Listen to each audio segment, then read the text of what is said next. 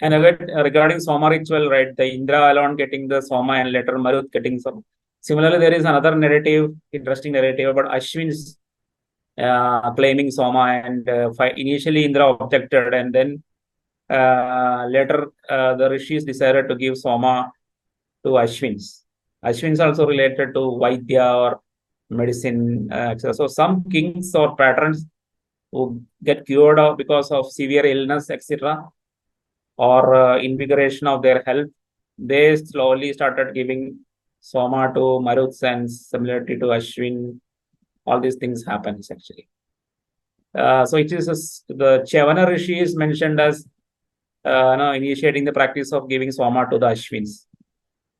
And in this particular fifth mandala hymn, we have Shvetashwara Atreya, an Atri Rishi, who is supporting giving Maruts giving Soma to Maruts. So these are all very interesting Ṛgvedic evolution of the Soma ritual, where purely Indra-related ritual tradition slowly expanding by including other devatas like Maruts and Ashwins into the Soma ritual. And single day Soma pressing, that is Soma preparation in a single day, slowly become twice a day or thrice a day, like morning, midday, and evening Soma preparation. And there are the ritual defined like, okay, morning Soma is for this devata, midday Soma is for this devata, evening Soma is for this devata. This is the sequence it has to be given. First it has to be given to Vayu, then to Indra. So many such ritual, but step by step it emerged. That all we can see as an evolutionary stages in the Rig Veda from the early, mid, and late Rigvedic period. And of course, these new tradition related to giving Soma to Maruts originated in the Yamuna region. And that is why we are discussing it in this talk. So with this, I end the talk and then look for discussions.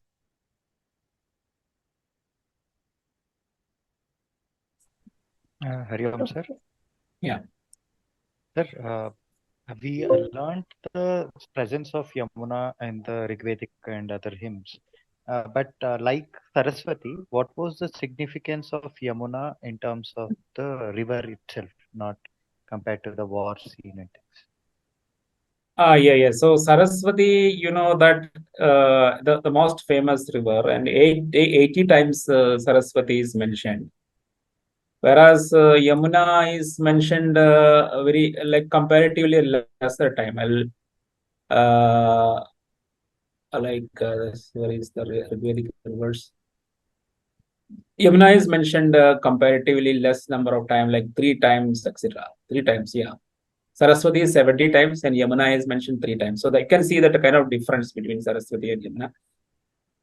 And if you're asking about, see, Saraswati is a river connecting the Saras or lakes. Yamuna, yeah, etymologically, Yamuna is related to the Yama. Of course, the names are very close, right?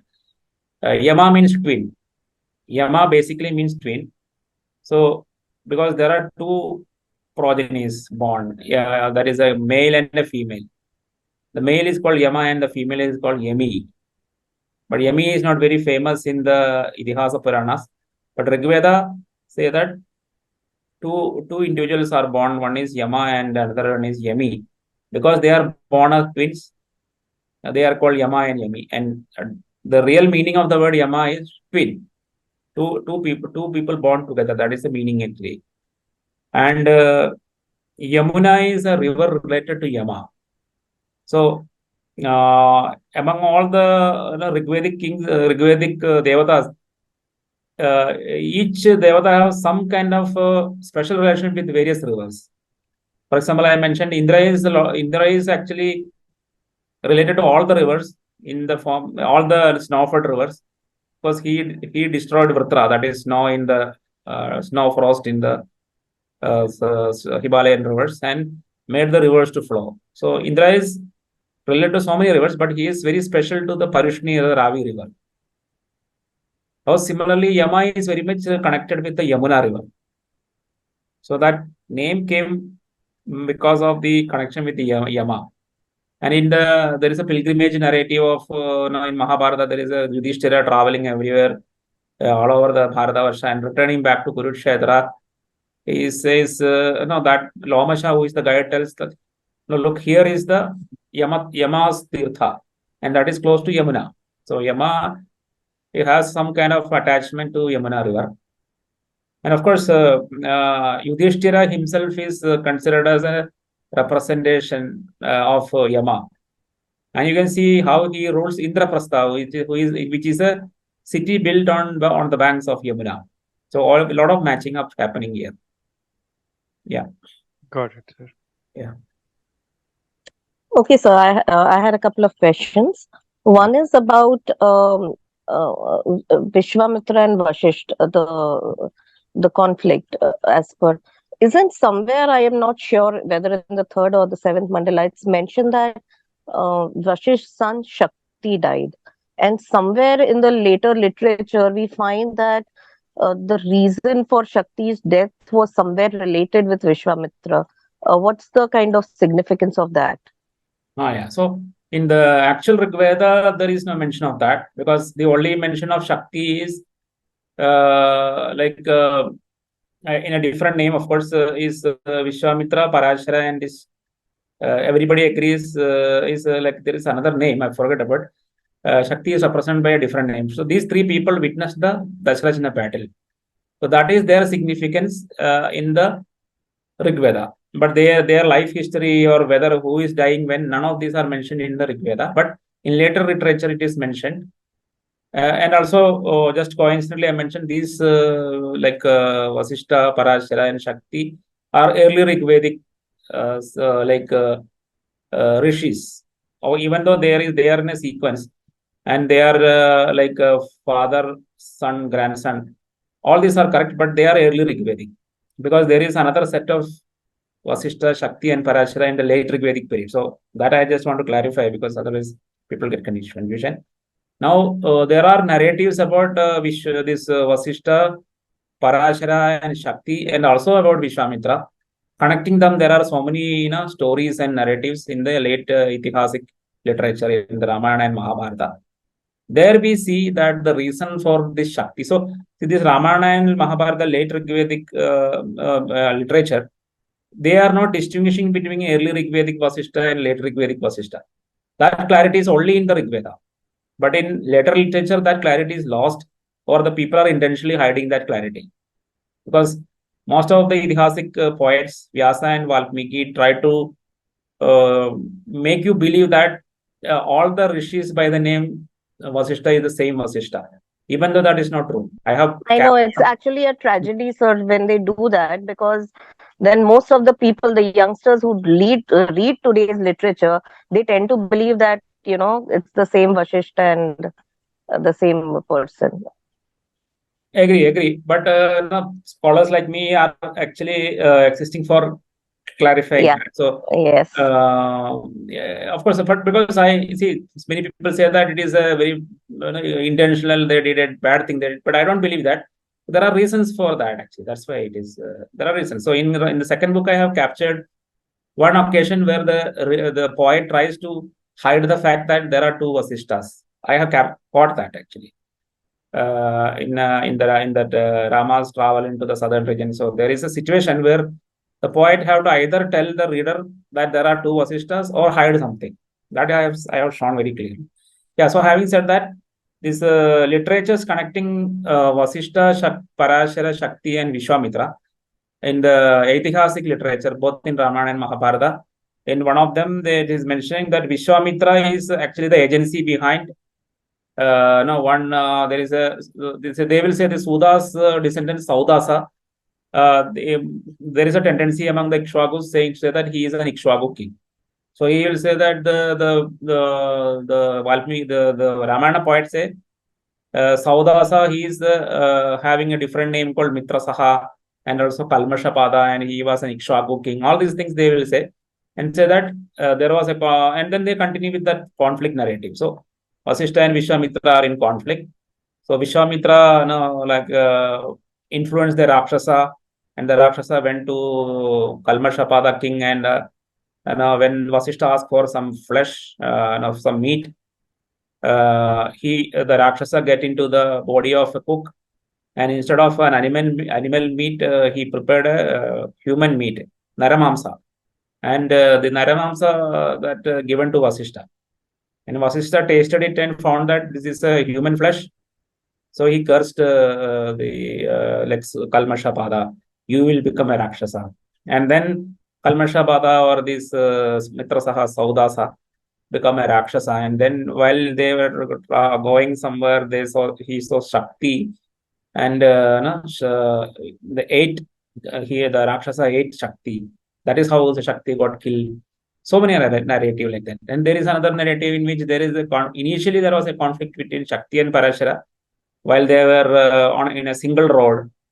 So Shakti said, I am a Brahmana. So as a Kshatriya, you have to move shift your path so that I can travel first. But then Kalmashapada said, no, you are younger than me, so I have to travel first. So there was a conflict, and then in that conflict, the Shakti cursed Kalmashapada that you will become a Rakshasa. So here the Vishwamitra is not involved.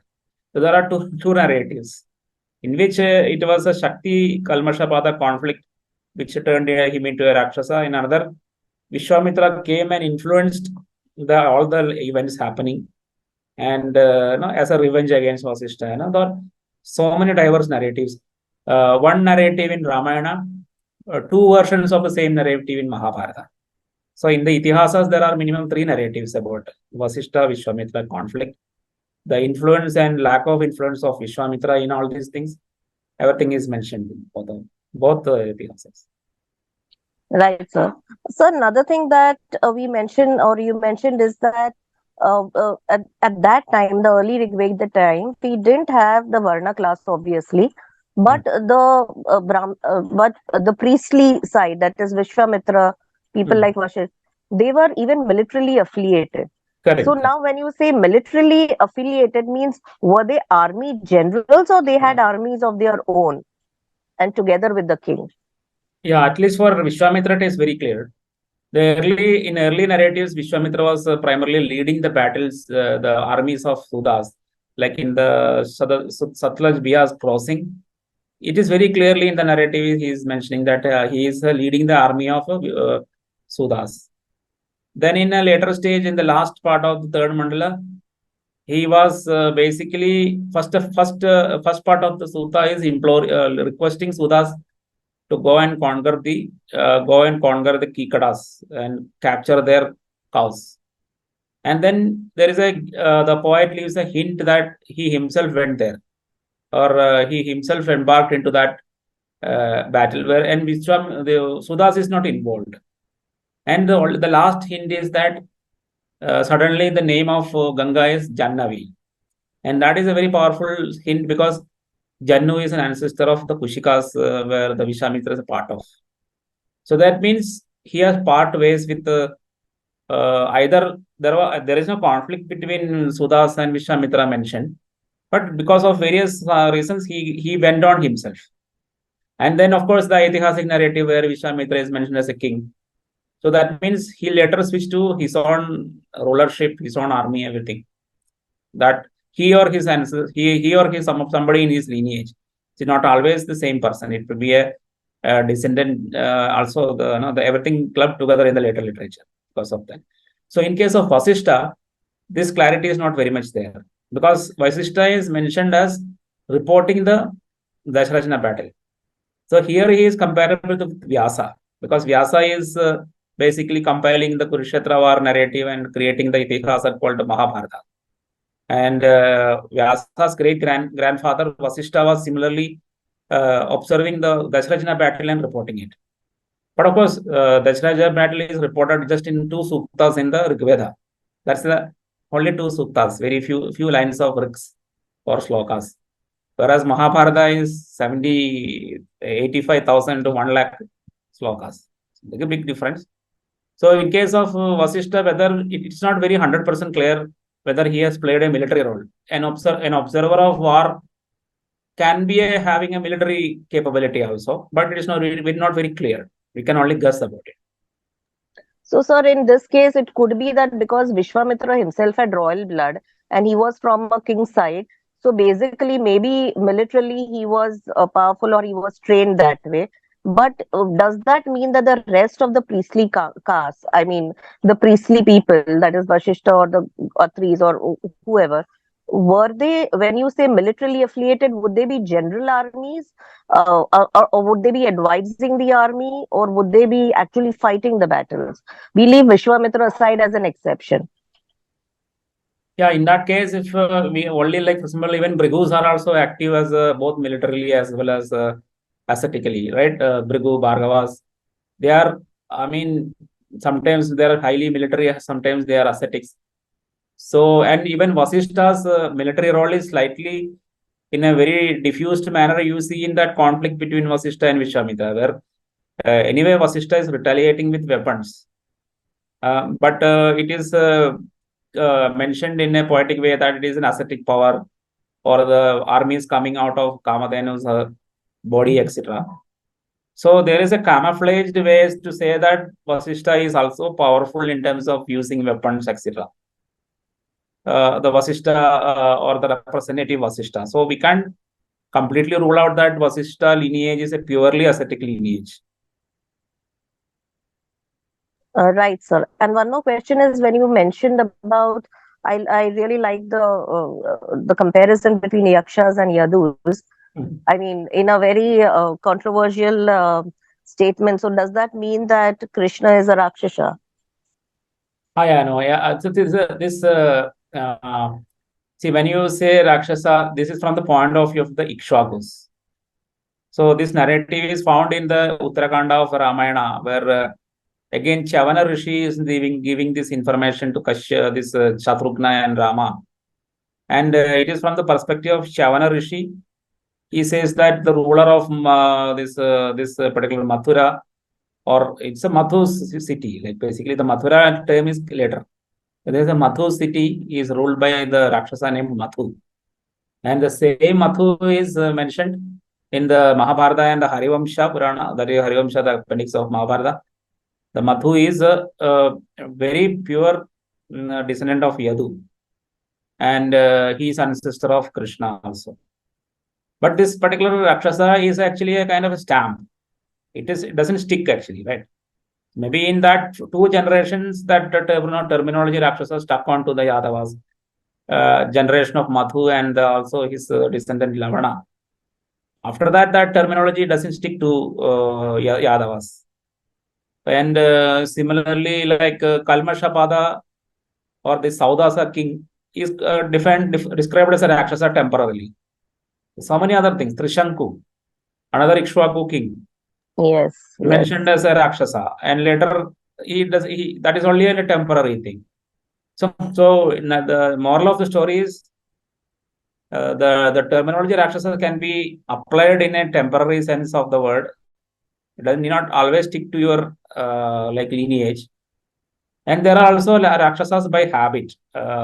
So that because of lifestyle, so you can say lifestyle Rakshasas. So they're like maybe even their children, everybody will be considered as a Rakshasa until they become agriculturists. As long as they continue hunter-gatherer kind of a lifestyle in the forest, they will be called as a Rakshasa.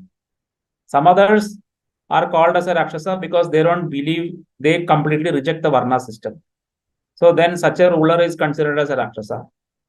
And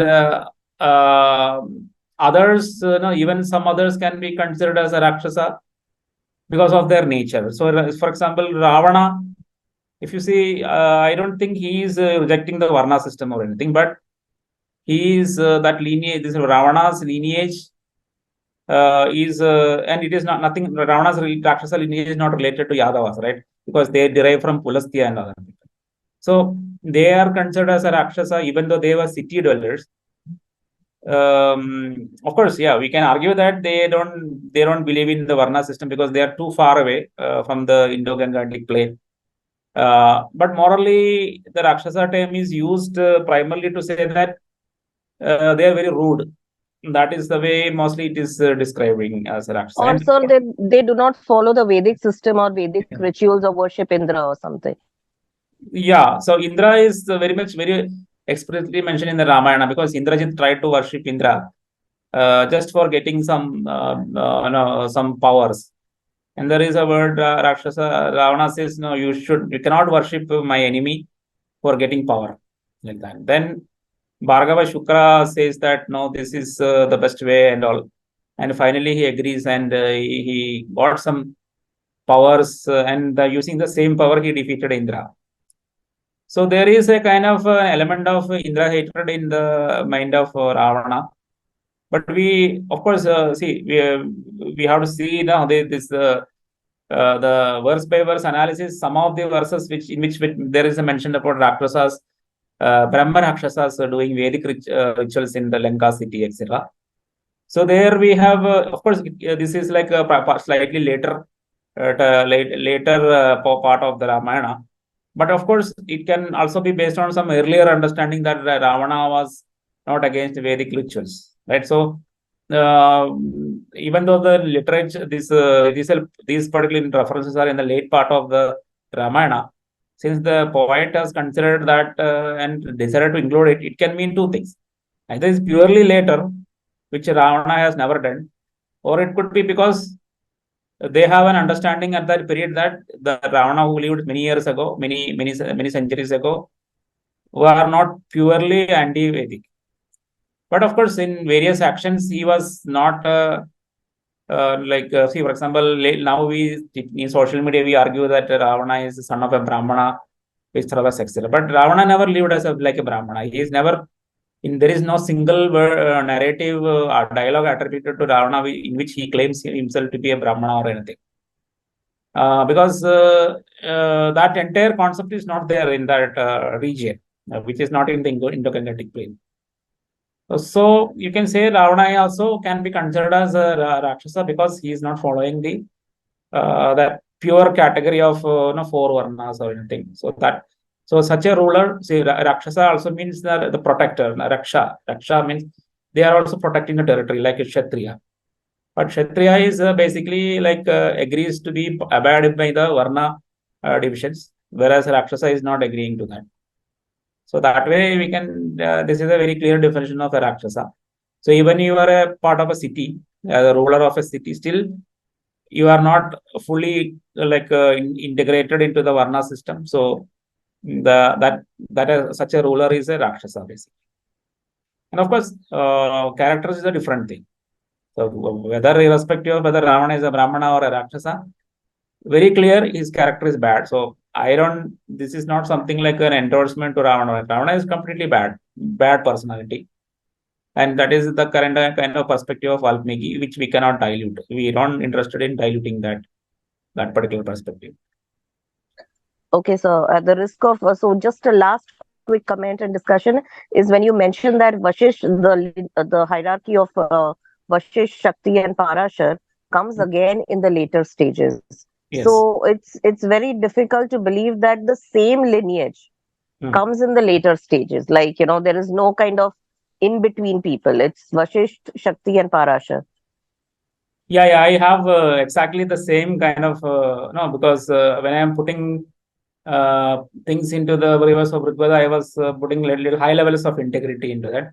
So I searched into a lot of historical lineages of kings both in Iran and in India, and I found such even repetition, three generations repetition.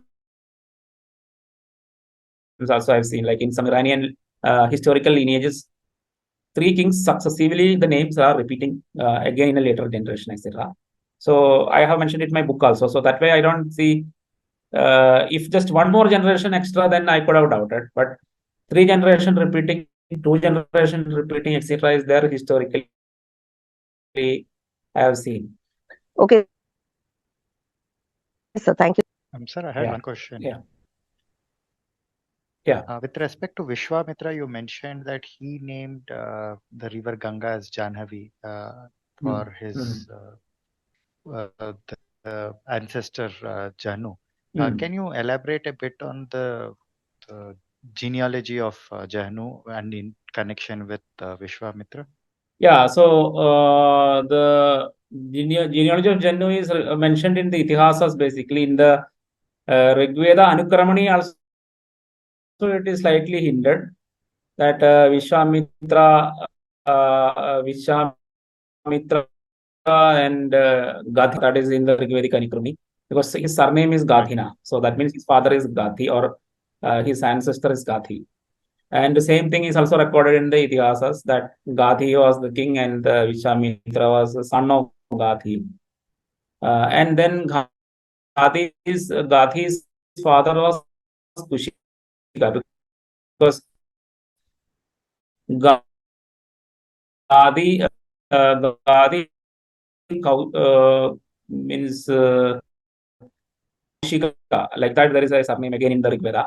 So again, it is repeated in the Mahabharata Ramayana, where Kushika is mentioned as a father of Gathi, and Jennu is like in the same country, like in the same equivalence where the divergence happened. Like Bharata lineage split into three parts, where in one part is the Kushika lineage, and another part is the Panchala lineage, that is a Tritsu lineage where Sutas is born, and another part is the Samvarna Bharata lineage where the Kauravas and Pandavas are born. So there is a triple split in the Bharata lineage happened. In that, Jennu is mentioned as the earliest king. So all the Kushikas, like Jennu son, see, if Itihasas they say Jennu son Kushika, but it can be descendant also. But Itihasas, they sometimes they don't give any distinction between a descendant and a son. So Jennu son Kushika, Kushika son Gathi, Gathi son Vishwamitra. That is a sequence we see it in the Itihasas. But Ṛgveda doesn't say that it is a father-son relationship, but ancestor-descendant relationship. So somewhere the earliest king, earliest individual was Jennu, then came Kushika, then came Gadhin, and came Vishwamitra. And Ṛgveda doesn't say how many number of gaps in between or anything. Got it. Sir, but does with Ṛgveda also have the Rishi Jahnu somewhere mentioned? Or is it Only from the word Jennu Itihasic is derivative? Jennu is only captured in the river name Jannavi. And more information we have to fill in from the Itihasas. Got it. Where the ancestor Jennu is represented very clearly in the lineage of there is a Puru lineage, and then the Bharata lineage, everything mentioned in the Mahabharata, where it is very clear mentioned. Understood. Thank you. I think it's a very long discussion, so I think we can wind up. Okay, so I hope there are no further questions. So let us conclude this session with Shanti Mantra. Om Lokaha Samastaha Sukhino Bhavantu. Lokaha Samastaha Sukhino Bhavantu. Lokaha Samastaha Sukhino Bhavantu. Om Shanti Shanti Shanti. Om Shri Gurubhyo Namaha. Hari Om. Okay, so once again, thank you all for joining the session. Thank you, Namaskar.